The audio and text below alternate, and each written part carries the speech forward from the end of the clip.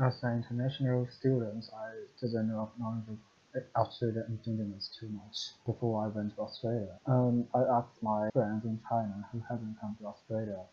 They said they didn't know indigenous Australian too. They had no idea. They know nothing about indigenous Australia.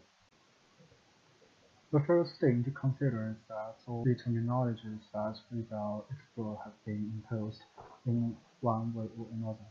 For the British and Australia, there was no such thing as Aboriginal or indigenous person. Instead, the land was made up of multitudes of indigenous nations.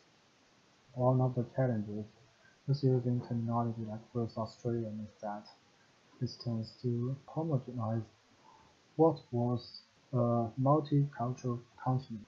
There are some other terms used to describe First Australia, like Aboriginal and Torres Strait Island persons, Indigenous Australians, Australia's First People, First Nations, and First Nation peoples.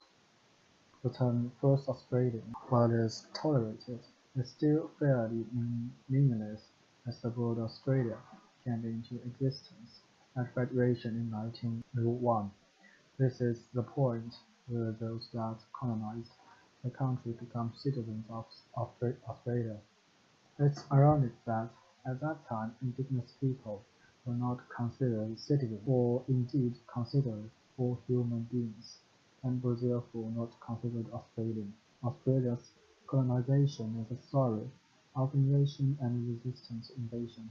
The British decided to come to Australia as they needed to quickly secure a new colony after the loss of the American War of Independence. We need to consider that indigenous cultures have always featured style that protects the well-being of people and country. Law refers to largely orally transmitted articles and values, and law refers to formal parliamentary laws that are written down. Indigenous communities have always supported human rights.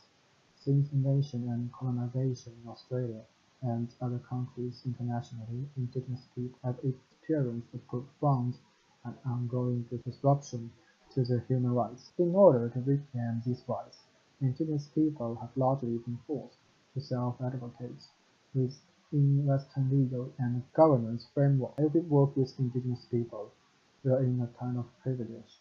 If we are in a position of privilege, it doesn't mean that we can't work for social justice and be an ally. In fact, it is very important for those that sit within the dominant culture to take action to fight injustice. In the 6 months I've been in Australia, I do not have too much experience of working with indigenous Australians. So I try to find some things which have indigenous features in the community. I start to work in the community and work around. I found this turtle in the community, but I try to find more things which have indigenous features. And I found there was some gecko sign on the wall. I found there was some gecko sign outside somebody's house. I searched on the internet. It says it is a traditional